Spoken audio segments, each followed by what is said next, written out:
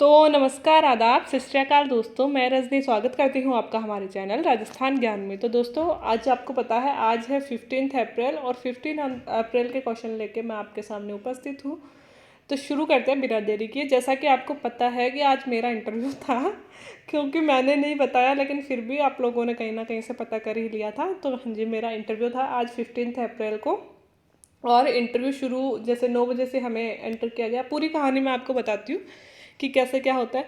मैं फ़ोटो भी लेके आई थी, अंदर की भी लेके आई थी कि मैं आप सबके साथ शेयर करूँगी, बट मुझे लगा कि शायद कोई प्राइवेसी इशू हो सकता है, क्योंकि एक तो वो लोग मोबाइल अलाउ नहीं कर, मतलब अलाउ तो कर देते हैं लेकिन ऐसे कहते हैं अंदर रखो। तो फिर भी मैंने ले ली थी फ़ोटोज़, सभी ले रहे थे, मैं ही क्या। तो वो आपके साथ शेयर करूँगी, लेकिन अपनी इंटरव्यू प्रोसेस पूरी होने के बाद में, क्योंकि जो आने वाले भविष्य में बच्चे हैं वो देखें कैसे डॉक्यूमेंट मतलब होता है, वेरिफिकेशन वगैरह अंदर का कैसा माहौल रहता है। तो मैं अभी तो आपके साथ शेयर नहीं कर रही हूँ, फिर कभी अगर मौका मिला तो वो फ़ोटो शेयर करूँगी आपके साथ में। क्योंकि अभी प्राइवेसी वाले इशू हो सकता है कोई मतलब मुझसे ही गलती हो जाए दिखाने के चक्कर में, तो वो सब तो शेयर नहीं करूँगी। ये है बाहर की फ़ोटो, हम सबका सपना आरपीएससी सेंटर, यहाँ पे आके हम अपनी फ़ोटो खिंचवाते हैं। और ये है हमारा आरपीएससी। और दोस्तों, यहाँ से जैसे अपन एंटर करते हैं तो हमें फ़िक्स 9 बजे एंट्री दे दी गई थी। ये देखिए अंदर का है, ये 9 बजे हमें फ़िक्स एंट्री दे दी गई थी। तो अब सबसे पहले क्या किया था कि जैसे ही हमें एंट्री दी गई तो ये आपको जो दिख रहा है, मतलब यहाँ से अंदर जाते हैं और यहाँ से अंदर जाते हैं और यहाँ पे बच्चे खड़े रहते हैं। यहाँ पे ये उनका फर्स्ट काउंटर होता है ना अंदर।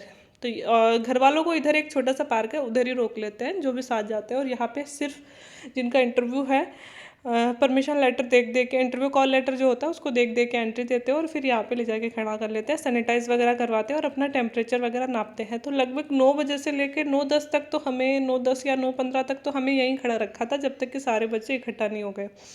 फिर उसके बाद में पूछा गया कि क्या आप में से किसी मतलब मेडिकल किसी का है कुछ, है ना। तो जो जिन्होंने भी कुछ मेडिकल वगैरह लगा रखा है उनको स्पेशली बुलाया गया था कि सबसे पहले आप आ जाइए। फिर जब वो बच्चे चले गए तो फिर सबको बुलाया गया था कि लाइन लगा लीजिए। फिर यहाँ पे जैसे हमने लाइन लगा ली, चेयर्स दे दी गई थी हमें बैठने के लिए, लाइन लगा ली और सबका टेम्परेचर चेक किया गया। तो नॉर्मल से सबका ही 97 पॉइंट कुछ आ रहा था, तो मेरा भी इतना ही था।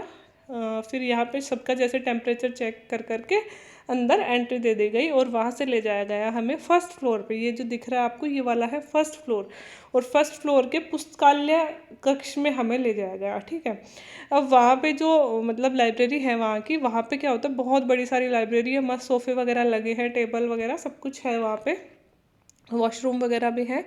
तो लाइब्रेरी में ले जाके हमें बिठाया बिठाया नहीं, सब लिस्ट थी वहाँ पे, बहुत सारे लोग खड़े थे, सबके हाथों में अलग अलग लिस्ट थी। तो जैसे हम अपना नाम बता रहे थे तो वो बोल रहे थे कि जैसे बोर्ड नंबर इसमें, बोर्ड नंबर इसमें, तो मेरा था बोर्ड नंबर 5। तो मुझे बोला गया कि आप बोर्ड नंबर 5 में चले जाइए। तो मैं बोर्ड नंबर 5 में चली गई, प्लस मेरे साथ 7 लोग और थे। एक बोर्ड में 8-8 बच्चे थे, मतलब बोर्ड मतलब बच्चों का एक एक ग्रुप बनाया गया था। तो मेरा था बोर्ड नंबर 5, ठीक है। 8-8 बच्चे थे उसमें। और जैसे और ऐसे करके शायद मुझे नहीं पता कितने बोर्ड थे, एक दिन में कितने थे, लेकिन मेरे वाले में 8 थे, ठीक है। अब जहाँ तक घबराहट की बात होती है दोस्तों, हम सबको होता है, हम कितना भी कोशिश कर लें, घबराए नहीं, ये नहीं वो नहीं, लेकिन होती है सबसे, है ना। तो उसमें भाषण देने वाली कोई बात नहीं है कि कूल होके जाइएगा, ये वो अपना अपना टेम्परामेंट होता है, जैसा होगा वैसा होता ही है, लेकिन कोशिश करें कि धैर्य रखें। फिर हमें डॉक्यूमेंट मतलब वहीं पे जैसे 8-8 जने बिठा दिए और उनके सामने 3-3 4-4 टीचर बैठे थे, लगभग 3-3 टीचर थे हमारी टेबल पे और एक एक हेल्पर था उनके साथ में, जो हमारे डॉक्यूमेंट वगैरह वेरीफाई वगैरह कर रहा था। तो 8वें नंबर पे, फर्स्ट नंबर पे मेरा ही था, है ना, पहला नंबर। और उस बोर्ड में पहला नंबर मतलब इंटरव्यू में भी पहला नंबर, उस बोर्ड में वैसे ही बिठाया जा रहा था, वैसे ही डॉक्यूमेंट चेक हो रहे थे जैसा अपन इंटरव्यू देने जा रहे हैं।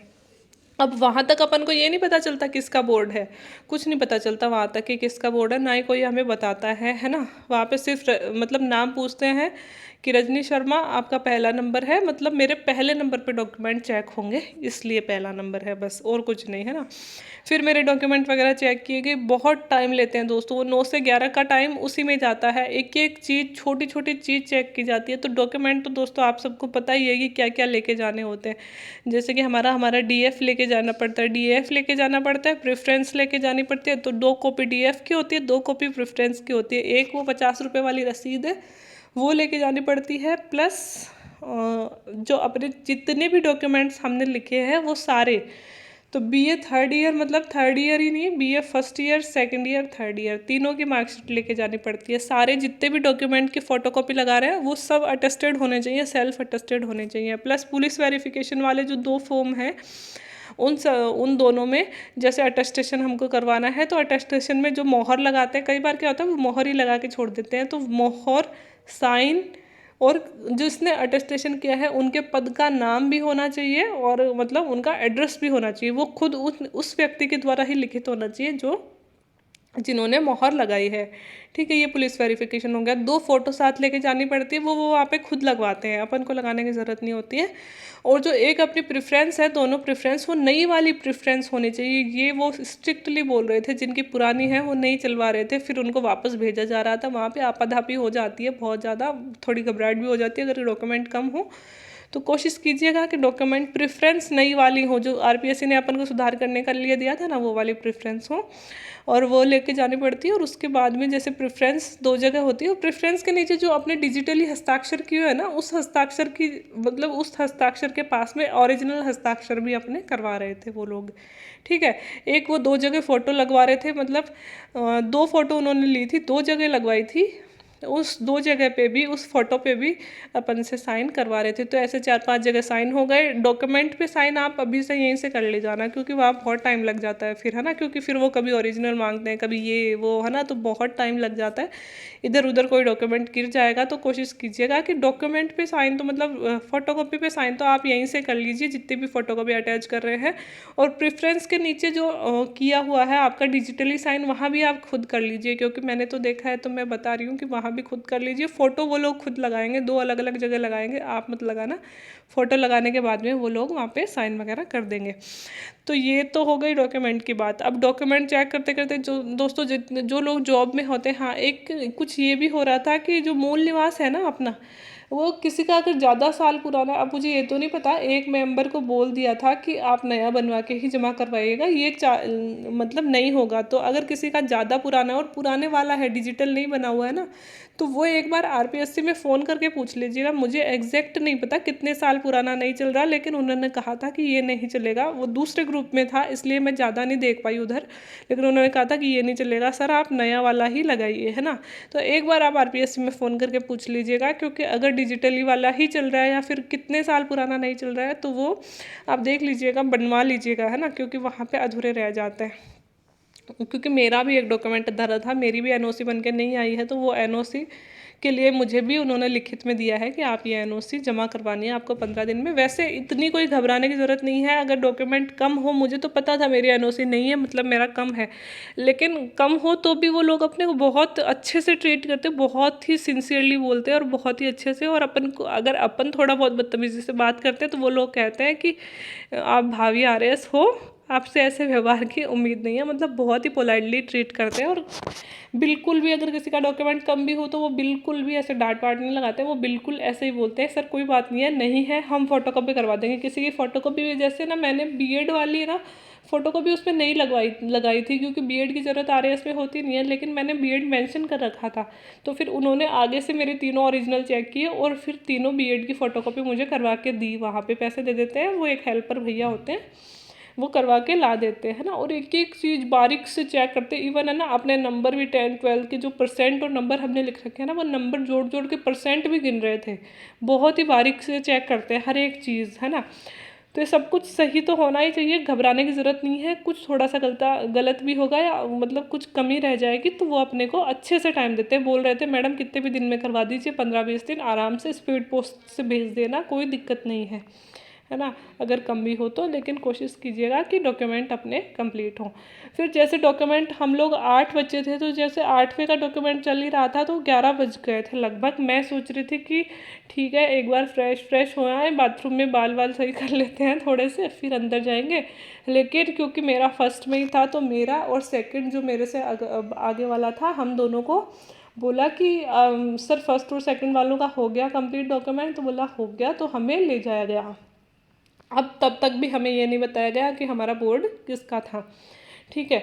अब हमें दोनों को ले जाके, और भी जैसे बाकी जो ग्रुप्स थे ना, जैसे 6 शायद चल रहे थे, तो उन सबके भी दो दो बच्चे ले जाने जाने लगे। उसी फ्लोर पर थे, अलग अलग रूम बने हुए थे।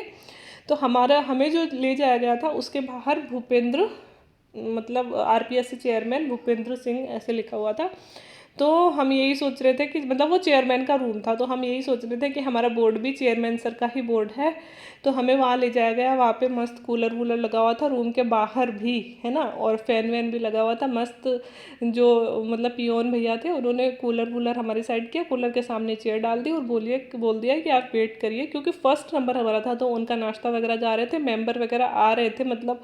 तो हम पहचान ही नहीं पा रहे थे कि कौन कौन सा मेंबर है हमारे बोर्ड का, कौन सा, क्योंकि वही आसपास और भी सारे बोर्ड्स के मतलब बोर्ड मेंबर थे, तो हमें इतना नहीं पता चल रहा था। एक दो बार हमने नमस्ते वगैरह करने को खड़े हुए हम लोग, बाकी फिर बार बार वहाँ से आ जा रहे थे, तो हमें ना तो पहचान में आ रहे थे, तो हम ऐसे ही नीचे गर्दन करके बैठे थे वहाँ पे। ठीक है। फिर हमारे जैसे चारों बोर्ड मेंबर अंदर चले गए, दो तो पहले से थे और दो और चले गए, है ना, लेकिन उन्हें भी हमने पहचाना नहीं, बुजुर्ग बुजुर्ग से लोग थे, तो वो और चले गए। तब तक भी हमें पता नहीं चला बोर्ड किसका है। और फिर जैसे कि चारों मेंबर अंदर चले गए, तो रेड लाइट जला दी गई। वो रेड लाइट बहुत खतरनाक लगती है, जैसे ऑपरेशन थिएटर में नहीं जाते अपन, तो रेड लाइट बाहर पीछे जलती रहती है, किसी का अंदर ऑपरेशन चल रहा होता है, तो वैसे वाली जैसे मूवीज़ में दिखाते हैं, वैसे रेड लाइट जला दी गई। मतलब बोर्ड आपका तैयार है, आपको कभी भी कॉल कर सकता है। ठीक है। तो मुझे बोला मैडम मोबाइल आप रख दीजिए यहाँ पे। मोबाइल थी, फाइल थी मेरे पास में, तो मैंने कहा हाँ जी भैया, मैं स्टॉप वॉच लगा के जाऊँगी अंदर। तो बोला अच्छा अच्छा ठीक है। फिर मैं खड़ी हो गई, जैसे मुझे गेट के बाहर खड़ा कर दिया, और फिर उन्होंने अंदर से बेल बजाई, तो पहले जो पियोन भैया थे वो अंदर गए, है ना। फिर एक दो सेकंड बाद में वो बाहर निकले, तो बोले मैम चलिए आपका नंबर है। तो जैसे मैंने पहले स्टॉप वॉच ऑन की, और फिर ना मैं अंदर एंटर करने, मतलब एंटर, उन्होंने खुद ने ही गेट खोल दिया था, तो अपन को वो सब फॉर्मेलिटी करने की ज़रूरत नहीं होती, इस तरह से गेट खोलना है ये वो। अंदर घुसी तो अंदर कुछ नहीं दिख रहा था, तो उन्होंने मुझे बोला कि दाएं मुड़ना है आपको। इतना बड़ा रूम था दोस्तों, अब वो चेयरमैन सर का था इसलिए था क्या मुझे ये नहीं पता, बहुत बड़ा सारा रूम था, मस्त एकदम एसी वैसी चल रहे थे, और ऐसे शानदार वाला माहौल अंदर था। फिर मतलब कितना बड़ा, तो जैसे सामने मुझे कोई नहीं दिख रहा था, फिर एक दीवार से थी, तो वैसे टेढ़ी मुड़ी, तो वहाँ पे 4 बोर्ड मेंबर बैठे थे, बीच में एक मैडम थी, एक सर थे, और 2 अगल बगल में सर थे। ठीक है। तो मैंने उनको, जैसे मैं टर्न हुई जहाँ से मुझे वो दिखने लगे, तो मैंने उनको बोला मैं आई कम इन मैम। तो उन्होंने कहा कि हाँ जी आइए। फिर ऐसे जैसे मैं चेयर के पास में पहुँची, तो थोड़ा सा रुकी, और फिर मैंने बोला good morning ma'am, good morning sir. तो फिर मैंने बोला नमस्ते बेटा, नमस्ते, आइए बैठिए, है ना। बहुत ही अच्छे से मैडम ने ट्रीट किया, फिर मैं बैठ गई। तो फिर बैठने के बाद में ऐसे तुरंत ही मैडम ने बोला कि अच्छा सेकेंडरी कहाँ से की है। तो एक बार तो अपन जाते ही ऐसे बैठते हैं, तो ऐसे लगता है एक बार सामने वाला ऐसे पूछ ले कि ठीक है कंफर्टेबल हो, ओके शुरू करें, है ना। लेकिन ऐसा नहीं हुआ, डायरेक्ट उन्होंने कि अच्छा बेटा 10th सीनियर सेकेंडरी कहाँ से की, ये नहीं 10th 12th नहीं बोलते, वो ऐसे पूछेंगे सेकेंडरी कहाँ से की, सीनियर सेकेंडरी कहाँ से की। तो थोड़ा सा कन्फ्यूज़ एक बार को अपन ऐसे मतलब ये थोड़ा सा प्रयास बना ले कि 10वीं बोले तभी याद ना आए, सेकेंडरी सीनियर सेकेंडरी भी याद आ जाए। तो मैंने बोला कि मैम इस स्कूल से की है, प्लस स्कूल के नाम में मैंने अपनी तहसील का नाम भी डाला, कि मैं चाह रही थी कि जानबूझ के मेरी तहसील से मेरे से क्वेश्चन पूछा जाए, लेकिन मेरी धारणाओं पे पानी फिर गया, ऐसा हुआ कुछ भी नहीं। ठीक है। फिर उसके बाद में उन्होंने कहा कि अच्छा सीनियर सेकेंडरी इसी स्कूल से की, मैंने कहा हाँ। तो जैसे सेकेंडरी उन्होंने बोला, मेरी परसेंट उन्होंने खुद बोल दी और दूसरे मेंबर्स को सुनाई। फिर सीनियर सेकेंडरी बोला, तो फिर उन्होंने सीनियर सेकेंडरी सेम स्कूल से की, मैंने कहा हाँ मैम। उन्होंने मेरी परसेंट बोल दी, जैसे और मेंबर्स को वो सुनाना चाह रही थी। फिर उन्होंने किया अच्छा फिर आपने बीए किया है कौन से कॉलेज से की, तो मैंने कॉलेज का नाम बताया प्लस मेरी तहसील का नाम बताया, फिर भी उन्होंने मेंशन उसको नहीं किया, और उन्होंने परसेंट बोल दी और सुन लिया। फिर बोला कि अच्छा एमए भी इसी कॉलेज से, मैंने कहा हाँ जी। तो फिर बोलते हैं कितनी परसेंट बनी, नहीं कौन सा सब्जेक्ट में की परसेंट, तो वो खुद देख रही थी। तो मैंने कहा कि मैम ज्योग्राफी में की है। तो उन्होंने कहा अच्छा अच्छा ज्योग्राफी से की है, मैंने कहा हाँ जी। तो फिर बोलती अच्छा फिर आपने बीएड भी किया है, नेट भी किया है मंजे, तो मैंने कहा हाँ जी मैम। तो फिर बोला फिर आप आरएएस क्यों बनना चाहते हो, इतना सब कुछ तो कर रखा है, फिर आपको टीचिंग लाइन में जाना चाहिए। तो फिर मैंने कहा हाँ जी मैम, अभी करंटली मेरा सिलेक्शन हुआ है स्कूल लेक्चरर में, लेकिन जैसे कि अपन सब बोलते हैं मेरी फर्स्ट प्रायोरिटी आरएएस ही थी। तो बोला फिर आरएएस क्यों? मैंने कहा मैम प्रायोरिटी फर्स्ट आरएएस ही थी, लेकिन वैकेंसीज़ में थोड़ा टाइम लग गया तो मुझे एक ऑप्शन चाहिए था मेरे पास में, तो मैंने ऑप्शन के रूप में इसे चुना, लेकिन मेरी प्रायोरिटी हमेशा से आरएएस रही है। तो उन्होंने कहा ओके। फिर उन्होंने मैम ने ही बोला कि अच्छा आपकी हॉबी मधुबनी पेंटिंग बनाना है? मैंने कहा हाँ जी मैम। तो फिर बोलते हैं, ये मैं सामने क्वेश्चन भी लिख देती हूँ, लिखे हैं मैंने कि मुझे याद नहीं आए तो देखते रहेंगे, है ना। फिर उन्होंने कहा कि अच्छा मधुबनी पेंटिंग बनाना है, क्योंकि एक ही हॉबी लिखवाते हैं, मैंने 2 हॉबी तैयार की थी लेकिन उन्होंने एक ही लिखवाई थी, तो एक ही पूछते हैं, है ना। तो मैंने कहा कि हाँ जी मधुबनी पेंटिंग बनाना वाला। अच्छा बना, तो एक बार ऐसे उन्होंने मुँह को ऐसे करके जैसे थोड़ा सा हंस के बोला वाह मधुबनी पेंटिंग। मैंने कहा हाँ जी मैम। तो अच्छा आप बनाते हो? मैंने कहा हाँ मैम बनाती हूँ। तो बोलते हैं कि अच्छा कहाँ बनाते हो? पेपर पे, मतलब पेपर पे बनाते हो या दीवार पे बनाते हो या फिर कपड़ों पे बनाते हो? तो मैंने कहा मैम मैं कैनवास पे बनाती हूँ। तो बोला अच्छा अच्छा वेरी, मतलब वेरी गुड नहीं बोला, अच्छा है बोले, मतलब ऐसे हंस के बोला अच्छा अच्छा ठीक है। और ये आप पढ़ लेना कि 15 मिनट ही चला था, 15 मिनट और कुछ सेकंड मेरा इंटरव्यू चला था, ज़्यादा नहीं था ऐसे, मतलब वो लोग बहुत जल्दी जल्दी से क्वेश्चन पुट कर रहे थे, ऐसे बहुत ज़्यादा टाइम अपन को दे नहीं रहे थे, ठीक है। और मेरे बोर्ड में मेरा टीम में फर्स्ट नंबर था। तो 10th 12th और फिर बीए वाला हो गया, और फिर जैसे कि क्यों बनना चाहते हो, और मधुबनी पेंटिंग वाला भी इसी में पूछ लिया था, है ना क्वेश्चन, वो मैं लिखना यहाँ पे भूल गई। ठीक है, फिर मेंबर फर्स्ट से मैम ने बोला कि सर आप पूछिए। अब देखो मुझे ना बोर्ड का समझ में नहीं आया, मेरे रूम के बाहर लिखा हुआ था भूपेंद्र सिंह, है ना, आरपीएससी अध्यक्ष, तो हमें लगा अंदर भूपेंद्र सिंह मिलेंगे। अंदर बीच में ऐसे बैठे थे, देखो ऐसे एक ऐसे करके टेबल थी, यहाँ पे बैठी थी एक मैडम, यहाँ पे एक सर, और यहाँ पे एक सर, और यहाँ पे एक सर। अब मुझे पता नहीं चला इनमें चेयरपर्सन कौन सा है। यहाँ पे एक वो लगा हुआ था जिस पे लिखा हुआ होता है, बस यहाँ पे लगा हुआ था चेयरपर्सन, और वो इन मैम के सामने से था, तो मुझे लगा क्योंकि शुरुआत भी उन्होंने की थी तो यही चेयरपर्सन थी। अब वहाँ पे नाम तो लिख नहीं रहा था, लेकिन वो मैम मंजू शर्मा थी, उनको मैं पहचान गई थी, है ना। लेकिन मुझे नहीं पता रूम के बाहर भूपेंद्र सर लिखा हुआ था, मुझे लगा भूपेंद्र सर का बोर्ड होगा। मैं इन तीनों में से पहचानने की कोशिश कर रही थी कि इनमें कोई भूपेंद्र सर है क्या, लेकिन इनमें से कोई भी नहीं था भूपेंद्र सर। तो बस मुझे लगता है वो रूम मुझे अलॉट किया गया था, लेकिन मतलब मुझे क्या, मतलब उस ग्रुप को वो रूम अलॉट किया गया था, लेकिन हमारा बोर्ड था मंजू शर्मा मैडम का बोर्ड था, है ना। मंजू शर्मा मैडम ही हमें पूछ रही थी। तो जैसे मैडम ने पूछ लिया, फिर मैडम ने सेकंड मेंबर को बोला, वो बहुत बुजुर्ग से थे, ऐसे 70 अबाउ थे वो, है ना, ऐसे लगे मुझे। उन्होंने पूछा अच्छा तो बेटा आप ये बताइए कि, मतलब मैं आपको उनकी बोली में बताती हूँ, ये बताइए कि ये जो पुलिस में महिलाओं के खिलाफ कौन से अपराध होते हैं? तो मैंने एक बार को मैं ऐसे समझ नहीं पाया, मैंने कहा सर पुलिस में महिलाओं के खिलाफ अपराध? बोले कि हाँ, मतलब ऐसे कौन से अपराध हैं जो सिर्फ महिलाओं के खिलाफ हैं, जिनके लिए महिला को पुलिस की सहायता लेनी पड़ती है ना। ये उन्होंने मुझे पूछा, मतलब उन्होंने अपने क्वेश्चन को थोड़ा सा सही किया।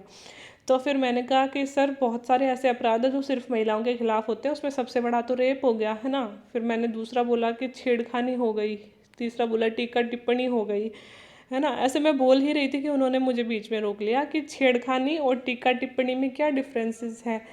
तो अब अपन बोल तो देते हैं पर इतना समझ में नहीं आता क्या डिफरेंसेस बोले। तो मैंने कहा कि आंसर भी मैं आपको बता ही देती हूँ। मैंने ऐसे बोला सर जो छेड़खानी होती है, जो टीका टिप्पणी होती है, उसमें सिर्फ जैसे कि महिला के लिए अभद्र भाषा का कोई प्रयोग करे तो उसे टीका टिप्पणी कहते हैं, लेकिन छेड़खानी में अभद्र भाषा के साथ में हो सकता है गलत तरीके से कोई स्पर्श करने की भी कोशिश करे तो वो छेड़खानी में आ जाएगी।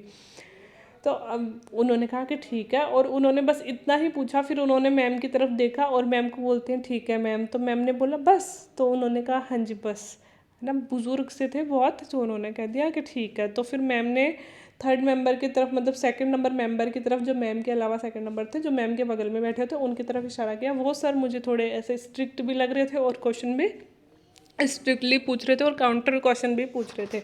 तो सबसे पहले मतलब हार्ड तो नहीं पूछे, लेकिन ऐसे पूछ रहे थे, मतलब ऐसे हंस नहीं रहे थे वो सर। तो ज्योग्राफी से हैं आप, तो ये बताइए क्लाइमेट चेंज क्यों हो रहा है ना, और ग्लोबल वार्मिंग क्या होती है, इसी में उन्होंने ऐड किया। तो मैंने जैसे इसकी बता दिया कि क्या होती है क्या नहीं होती। फिर उन्होंने कहा कि अच्छा ये बताइए कि हमारी जो गवर्नमेंट है वो क्लाइमेट चेंज के लिए क्या कर रही है, प्लस उसने उन्होंने जोड़ा स्टेट गवर्नमेंट भी और सेंट्रल गवर्नमेंट भी, दोनों मिलकर क्या कर रही हैं क्लाइमेट चेंज के लिए। तो जैसे मैंने बोला कि सर हमारी गवर्नमेंट तो बहुत सारे प्रयास कर रही है, जैसे कि अभी हम बोल सकते हैं कि पेरिस क्लाइमेट एग्रीमेंट किया था, सबसे बड़ा प्रयास तो हमारा कि, और इसके अलावा सोलर अलायंस का भी हम लोग हिस्सा हैं।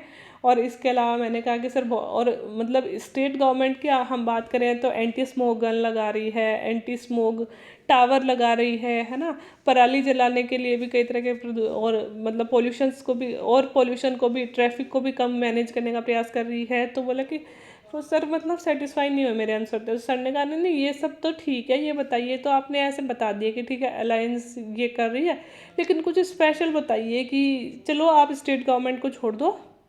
जो उन्होंने मुझे बोला स्टेट गवर्नमेंट को अलग रखिए, इंडियन जो गवर्नमेंट है वो इस क्षेत्र में क्या क्या कर रही है। तो मुझे भी थोड़ा ऐसे समझ में नहीं आया। मैंने कहा सर, इंडियन गवर्नमेंट का तो सबसे बड़ा पेरिस क्लाइमेट एग्रीमेंट है, सोलर अलायंस है, ये सब हम लोग कर रहे हैं। तो अच्छा बोला, पेरिस क्लाइमेट एग्रीमेंट के तहत अपन क्या क्या कर रहे हैं। तो फिर मैंने ऐसे बोला कि मैम सर, कार्बन उत्सर्जन की सीमा इतने से इतनी कर दी गई है। फिर उन्होंने बोला और क्या कर रही है। तो फिर मैंने कहा सर, और एक स्क्रैप पॉलिसी लेके आई है ना, पुराने वाहनों को स्क्रैप करके देगी गवर्नमेंट, छूट देगी, है ना। इसके अलावा मैंने कहा सर, जैसे दिल्ली में पोल्यूशन के लिए कई तरह के और भी मैंने बहुत तरह के वो बता दिए कि मतलब सर ये किया है, ये किया है, ये किया है, 3-4 बता दिए। लेकिन उन्होंने मतलब उनके मन में कोई कुछ चल रहा था, वो शब्द सुनना चाहते। तो उन्होंने मुझे बोला कि मैंने वो भी बता दिया कि सर, रिन्यूएबल एनर्जी के क्षेत्र में बहुत सारा काम कर रही है। पहले 175 गीगावाट का लक्ष्य था, जिसे अब बढ़ाकर 450 गीगावाट कर दिया गया है, और सोलर कैपेसिटी भी अपनी ऐसे ऐसे इतनी इतनी है। तो फिर उन्होंने कहा कि अच्छा कुछ और जो आजकल बहुत सुर्खियों में है कि और पेपर में रहता है। तो मैंने कहा सर, फिर उन्होंने मुझे थोड़ा सा हिंट दिया व्हीकल्स के बारे में कुछ है। तो फिर मैंने कहा सर, स्क्रैप पॉलिसी, बोला इसके अलावा भी कोई है। तो मैंने कहा सर, अच्छा सर, इलेक्ट्रिक व्हीकल पॉलिसी। तो उन्होंने कहा हाँ जी। तो फिर मैंने इलेक्ट्रिक व्हीकल पॉलिसी के बारे में बता दिया। तो उन्होंने कहा ठीक है ना। फिर वो सेटिस्फाई हुए, उनके मन में वो चल रहा था, तो मैंने उसके बारे में बता दिया, बोला ठीक है। फिर उन्होंने मुझसे पूछा कि अच्छा आप ये बताइए कि हाँ, ये तो मैंने बता ही दिए ये वाले क्वेश्चन। तो फिर उन्होंने ये सारे मैंने आपको बता दिए, सेटिस्फाई नहीं हुए। फिर मुझे पूछा अच्छा आपने जियो पॉलिटिक्स तो पढ़ी है ना भूगोल में। मैंने कहा हाँ जी। तो बोला जियो पॉलिटिक्स क्या होती है। तो फिर मैंने थोड़ी सी डेफिनेशन दे दी उसकी। तो फिर बोला कि अच्छा कौन कौन से देश हैं, मतलब जियो पॉलिटिक्स के क्षेत्र में बताइए कि कौन से देशों के साथ तो हमारी राजनीति अच्छी है, कौन से देशों के साथ संबंध खराब हुए हैं, है ना, जियो पॉलिटिक्स की वजह से ख़राब हुए हैं। तो मैंने कि और जियो पॉलिटिक्स हमारी विदेश नीति पे कैसे असर करती है, ये लाइन भी उन्होंने जोड़ी। तो मैंने कहा कि सर, जियो पॉलिटिक्स बहुत ज़्यादा असर करती है हमारी सीमाएं, मतलब भूगोल की वजह से ये सीमाएं निर्धारित होती है, और सीमाओं की वजह से ही पड़ोसी देश निर्धारित होते हैं, और उन पड़ोसियों के संबंध से ही हमारी विदेश नीति डिसाइड होती है। तो उन्होंने जैसे ये पूछा ना, सबसे अच्छा किसके साथ है, सबसे बुरा किसके साथ है। तो मैंने कहा सर, अच्छे की अगर बात करें तो भूटान के साथ हमारे संबंध बहुत अच्छे हैं, और बुरे की अगर बात करें तो पाकिस्तान के साथ सर बहुत ख़राब है। तो नहीं नहीं, पाकिस्तान तो हो गया, चलो पाकिस्तान के साथ तो हम बहुत सारे अभी अलायंस कर ही रहे हैं संबंध सुधारने के लिए। उसके अलावा कुछ बताइए और कौन से देश के साथ हमारे संबंध बिगड़ रहे हैं, जियो पॉलिटिक्स की वजह से बिगड़े हैं, उन्होंने मुझे ये बोला। तो फिर मैंने थोड़ा सा याद किया, मैंने कहा सर चाइना है वो, क्योंकि चाइना की जो सीमा है पहले हमारे से स्पर्श नहीं होती थी, क्योंकि पहले तिब्बत था बीच में सैंडविच के रूप में। लेकिन चाइना ने जब से तिब्बत का अधिग्रहण किया है, चाइना और भारत की सीमाएं अब टच होने लग गई हैं, इसलिए अब चाइना हमारा पड़ोसी देश बन गया। और चाइना की जो सीमाओं में जो आक्रामक नीति है, उसकी वजह से मतलब हमारे यहाँ पे बहुत ज़्यादा प्रॉब्लम्स आती हैं, उन्होंने मुझे ये बोला। तो फिर वो सेटिस्फाई हुए, क्योंकि उनके मन में चाइना ही चल रहा था। तो उन्होंने कहा अच्छा ठीक है, फिर ये बताइए कि चाइना से निपटने के लिए हमारी आर्मी किस तरह के प्रयास कर रही है, और क्या आप सेटिस्फाई हैं कि आर्मी जो कर रही है वो सही कर रही है, और अगर नहीं सही कर रही है तो क्या इम्प्रूव करना चाहिए। अब मुझे इस क्वेश्चन का बहुत अच्छा आंसर नहीं देना है। मुझे नहीं लगा कि मैं आर्मी पे कोई इल्ज़ाम लगाऊं कि आर्मी सही नहीं कर रही है, क्योंकि मतलब हो सकता है आप लोग इसका आंसर अलग बताओ या फिर सुधार बता सकते हो। मैंने कहा कि सर मतलब इंडिया की पॉलिसी इतनी ख़राब नहीं है, इंडिया की तो विदेश नीति अच्छी है। बाकी और देशों के साथ भी सर हमारे सीमाई विवाद तो रहते हैं, लेकिन हमारी पॉलिसीज़ वहाँ पे चलती रहती है, मित्रतापूर्वक संबंध है। लेकिन चाइना के खुद की नीति आक्रामक है, चाइना सीमाओं के मामले में आक्रामक रहता है। तो यहाँ पे दिक्कत चाइना की है, और इंडिया अच्छी नीति अपना रहा है। इंडिया हमेशा डिफेंस करता है, कभी आक्रामक नीति नहीं अपनाता, और हमेशा बातचीत से मुद्दों को सुलझाने की कोशिश करता है। और मतलब और आर्मी तो हमने तैनात कर ही रखी है वहाँ पे, मतलब डिटरेंस कायम करने के लिए। तो मुझे लगता है सर, मैंने कहा हमारी आर्मी सही तरह से टैकल कर रही है, और यही मतलब इम्प्रूव सर अपन मतलब अपनी टेक्नोलॉजी को थोड़ा सा और बेटर कर दे, उस क्षेत्र में सैन्य बजट और बढ़ा दे। इसके अलावा सर मुझे नहीं लगता कि हमारी आर्मी कुछ कमी छोड़ रही है। मुझे लगा कि इसमें ज़्यादा नहीं करना चाहिए। और आप लोग बताइएगा इसका क्वेश्चन का आंसर और कैसे अच्छा दिया जा सकता था। मुझे उस टाइम पे वही समझ में आया तो मैंने वो बता दिया। तो उन्होंने कहा ठीक है। फिर उन्होंने मैम की तरफ देखा, फिर मैम ने थर्ड पर्सन की तरफ इशारा किया जो मेंबर नंबर 3 थे। अब वो भी बहुत बुजुर्ग से थे, 75 अबव थे वो भी। और अपन को जो बोला जाता है ना, मेंबर्स की तरफ देखिए, उनसे आइज़ कांटेक्ट रखिए, ये वो कोई देखता ही नहीं है वहाँ पे। जो क्वेश्चन पूछ रहा है ना वो देख रहा था, और बाकी मंजू मैम देख रही थी। मंजू मैम तो जब भी मैं देख रही थी उनकी तरफ वो हमेशा स्माइल पास कर रही थी, बहुत ही अच्छे से ट्रीट कर रही थी। बाकी जो और तीनों सदस्य है ना, जो पूछ रहा था वो देख रहा था, और बाकी दोनों मतलब नीचे नीचे इधर उधर देख रहे थे। और ये जो थर्ड सर थे ना, इनकी तो मुझे इतनी हंसी आ रही थी। क्वेश्चन मुझे पूछ रहे थे और देख रहे थे तीनों मेंबर्स की तरफ, मतलब उन मेंबर्स की तरफ देख के मुझसे क्वेश्चन पूछ रहे थे, मेरी तरफ तो देख ही नहीं रहे थे क्वेश्चन पूछते टाइम। ठीक है। फिर उन्होंने मुझसे यहाँ से शुरू किया कि अच्छा ये बताइए ह्यूमन ज्योग्राफी क्या होती है। तो मैंने डेफिनेशन दे दी। फिर उन्होंने बताया ह्यूमन और सोशल ज्योग्राफी में क्या डिफरेंसेस है, तो वो भी मैंने दे दिया। फिर उन्होंने बोला पर्यावरण क्या होता है, पारिस्थितिकी से कैसे अलग है, तो ये भी मैंने बता दिया कि पर्यावरण क्या होता है, वो पारिस्थितिकी से कैसे अलग होता है। फिर उन्होंने बोला अच्छा अभी भू राजनीति की बात चल रही थी, तो आप ये बताइए कि भू राजनीति यूरोपियन यूनियन के इतने सारे देश हैं, उसमें भू राजनीति कैसे काम करती है। मतलब वो देश तो इतने अच्छे से काम कर रहे हैं। और बेटू अभी बाहर जाओ, एक बार आ रही हूँ मैं। तो कि वो देश तो इतना मिलजुल के काम कर रहे हैं, और हम जो है, जो हमने भी तो सार्क बना रखा है, तो हम तो बहुत अच्छे से काम नहीं कर रहे हैं। तो इसके पीछे क्या रीज़न है कि हम बहुत अच्छे से काम नहीं कर रहे, मतलब हमारे में कहाँ कमी रह गई कि हम ईयू के जैसे मिलजुल के काम नहीं कर रहे। तो फिर इसका रीज़न मैंने कहा कि सर ऐसे कि जैसे बिल्कुल सही बात है कि ईयू बहुत संगठित रूप से काम कर रहा है, और आज से नहीं बहुत सालों से संगठित है। लेकिन अगर हम सार्क की अगर बात करते हैं, उन्होंने विशेषतः मुझे सार्क के लिए ही बोला था, तो मैंने कहा सर सार्क की अपन बात करते हैं। तो सार्क जैसे कि सर सार्क के जो देश है ना सातों, उनमें आपस में सीमा विवाद इतना ज़्यादा है। मैंने कहा ईयू के देशों में सीमा विवाद नहीं है या फिर बहुत कम है। दूसरा, उन्होंने व्यापारिक रूप से बहुत सारे समझौते कर रखे हैं। और तीसरा, मैंने कहा उनकी खुली सीमाएं, आने जाने में कोई प्रॉब्लम ही नहीं है, उनको एक देश जैसा फील होता है। मैंने कहा हमारे सबसे बड़ी प्रॉब्लम है कि हमारे सीमा विवाद ही चलते रहते हैं। सार्क के देशों में 2 देश तो जैसे बांग्लादेश और पाकिस्तान तो अपने से ही अलग हुए, तो वहाँ से इसके अलावा भी मैंने कहा सर बहुत सारी ऐसी ऐसी प्रॉब्लम है, हमने कोई बहुत बेहतर समझौता नहीं किया है। मतलब व्यापार के लिए अगर हम करना भी चाहते हैं तो पाकिस्तान बीच में अड़ंगे अड़ा देता है। ऐसे ऐसे रीज़न मैंने उन्होंने दिए, तो उन्होंने कहा अच्छा ठीक है। फिर मंजू मैम की तरफ इशारा कर दिया। फिर मंजू मैम वापस से आते हैं, अच्छा मधुबनी पेंटिंग वाली वो बात मैंने आपको बताई दी। फिर बोला अच्छा ये बताइए कि वुमन पावर और वुमन एम्पावर में क्या डिफरेंस होता है। तो मैंने मतलब बहुत ज़्यादा डेफिनेशन तो अपने को इतनी अच्छी नहीं आती, फिर भी मैंने ऐसे बोल दी, मतलब अच्छे से टैकल किया था कि मैंने मतलब ठीक ही बोला था कि मैम वुमन पावर तो होती है कि भाई एक वुमन में क्या क्या मतलब पावर होती है, किस तरह की। बोले अच्छा तो बताइए कौन सी पावर होती है वुमन में। तो मैंने कहा मैम सेंसिटिविटी बहुत ज़्यादा होती है, सोशल सर्विस करने की भावना बहुत ज़्यादा होती है, ये एक वुमन की पावर होती है जेनेटिक, कि एक वुमन है तो ये विशेष गुण उसमें पाए जाते हैं। बोला अच्छा, और फिर बोला वुमन एम्पावरमेंट क्या होता है। तो फिर मैंने कहा कि मैम वुमन एम्पावरमेंट एक प्रोसेस, एक प्रक्रिया को हम बोल सकते हैं जिसमें वुमन की पावर को ही संगठित किया जाता है और उनको अपनी पावर का एहसास करवाया जाता है। वुमन की मतलब बहुत सालों से कुछ ऐसी प्रथाएं हैं, कुछ ऐसा हमारा समाज है जिससे वुमन की पावर कम हो गई है, तो उसे फिर से एम्पावर करने के लिए एक प्रोसेस अपनाई जा रही है जिसे एम्पावरमेंट कहते हैं। ऐसे ऐसे मैंने बोल दिया। तो उन्होंने कहा कि हाँ जी ठीक है। फिर उन्होंने बोला अच्छा, फिर इतने में उनका नाश्ता भी आ गया था बीच में। फिर वो मुझसे क्वेश्चन भी पूछ रहे थे, तो सेंट्रल गवर्नमेंट और स्टेट गवर्नमेंट क्या क्या प्रयास कर रही है वुमेन एम्पावरमेंट करने के लिए, है ना। तो फिर मैंने ये तो जैसे बहुत ही ईजी क्वेश्चन है लड़कियों के लिए, तो खासकर मैंने इतनी सारी योजनाएं बोल दी मैडम। स्वावलंबन योजना है, स्वाधार गृह योजना है, सखी केंद्र है, अपराजिता केंद्र है, निर्भया फंड है ना, और इंदिरा शक्ति निधि है, मातृत्व पोषण योजना है, जननी सुरक्षा योजना है। 15-20 एक साथ बोल दी मैंने। तो फिर बोलती अच्छा इतनी सारी योजनाएं तो बना रखी है, फिर कहाँ कमी रह गई है ना, क्यों नहीं हम सुधार पा रहे हैं। तो फिर मैंने इसका भी बताया कि मैम कमी सिर्फ एक प्रशासन या फिर पुलिस ही नहीं वुमन की हालत सुधार सकती, इसके लिए कहीं ना कहीं समाज को भी जागरूक रहना पड़ेगा। और जिस तरह से मतलब हमें बदलना होगा, सबसे पहले हमें अपने बच्चों को सिखाना होगा किस तरह से महिलाओं का सम्मान किया जाए, हमें उनमें नैतिकता लानी होगी। फिर स्कूल के लेवल पे एथिक्स सिखाना चाहिए, है ना। और एथिक्स सिर्फ बोलने के लिए ही नहीं, व्यवहार में लागू करना चाहिए। यह सारे ऐसे ऐसे मैंने, जैसे अपन सभी आप सब लोग भी ऐसे ही आंसर बोलोगे तो वैसे ही मैंने बोल दिया। तो फिर मैडम बोलते हैं अच्छा ठीक है, वो तो सब ठीक है, चलिए आइए ज्योग्राफी से अपने सब्जेक्ट में बात करते हैं। ज्योग्राफी से हंस के मुझे ऐसे बोलते हैं तो मैं खुश हो गई, मैंने कहा हाँ आने दो ज्योग्राफी से सवाल।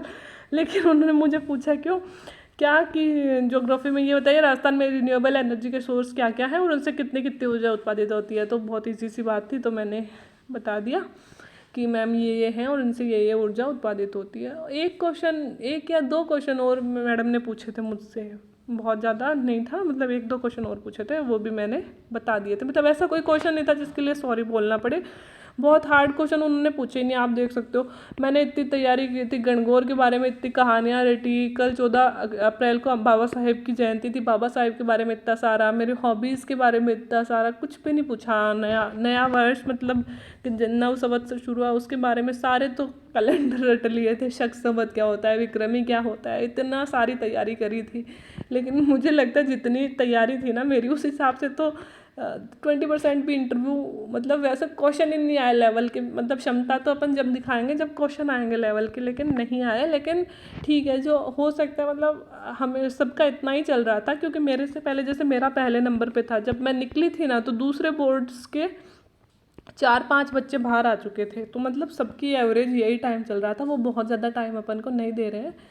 मतलब मुझे तो यही लगा, बाकी मतलब किसी का 20-22-25 मिनट भी होता है, बाकी हर एक बोर्ड पे अलग अलग होता है। कोई कोई बोर्ड लंबा लेता है, कोई कोई बोर्ड कम लेता है। तो मेंबर्स बहुत अच्छे थे, सहज थे, अच्छे से ट्रीट कर रहे थे। मंजू मैम तो बहुत ही प्यार से ट्रीट करी थी, मतलब ऐसे ही फील हो रहा था कि बहुत ही अच्छे से, बिल्कुल भी स्ट्रेस वाला माहौल नहीं था। हाँ अपन मॉक देने जाते हैं, इतने हार्ड, मतलब हार्ड क्वेश्चन भी पूछते हैं, अपन घबरा भी जाते हैं, थोड़ा स्ट्रेस भी डालने की कोशिश करते हैं। यहाँ वैसा कुछ भी नहीं होता है, बहुत इजी माहौल होता है, और आप बहुत नॉर्मल तैयारी के साथ जाओगे ना उतना ही ज़्यादा, क्योंकि स्ट्रेस फील करने का कोई मतलब नहीं है। वो लोग नहीं पूछ रहे हैं अपन से बहुत ज्ञान के क्वेश्चन, वो लोग बहुत सिंपल सिंपल से क्वेश्चन पूछ रहे हैं, बस अपना आंसर देने का तरीका वो लोग देख रहे हैं कि बच्चे में कितनी पोटेंशियल है। क्योंकि पोटेंशियल नॉलेज की तो अपन दिखा चुके हैं मेंस में, तो उसमें कोई दिक्कत है नहीं। तो hope for the good and prepare for the best worst. और पाने के लिए तो मार्क्स ने कहा था ना कि खोने के लिए हमारे पास सिर्फ बेड़ियां हैं और पाने के लिए सारा संसार पड़ा है। तो खोने के लिए कुछ नहीं है और पाने के लिए दुनिया में सब कुछ पड़ा है। तो जो भी मिलेगा तहे दिल से उसको स्वीकार करेंगे। और आपका जिनका भी इंटरव्यू है, ऑल द वेरी बेस्ट, बहुत अच्छे से देख के आना। मैंने अपना इंटरव्यू आपके साथ शेयर किया है, आप लोग भी प्लीज़ अपना शेयर करना क्वेश्चन जो भी मेरे साथ जुड़े हुए हैं, कि आप लोगों को कैसा हुआ। आज जिनका था वो लोग भी बताइएगा नीचे कमेंट बॉक्स में कमेंट करके कैसा हुआ। और all the very best guys. तो ये मेरा इंटरव्यू था, बहुत मतलब बहुत अच्छा नहीं बोल सकती, बुरा भी नहीं था, क्योंकि क्वेश्चन ही ऐसे पूछे गए थे जिनका आंसर मैंने दे दिया था। मुझे हार्ड कुछ बहुत ज़्यादा पूछा भी नहीं गया। तो एवरेज एवरेज सबके ऐसे ही जा रहे थे। मैंने पूछा भी था बाहर आके 2-3 लोगों से, तो उनको भी कुछ हार्ड पूछा इतना नहीं गया था। तो ठीक है दोस्तों, आज के लिए इतना ही। अच्छा लगा हो तो वीडियो को लाइक, चैनल को शेयर एंड सब्सक्राइब करें। Thank you very much.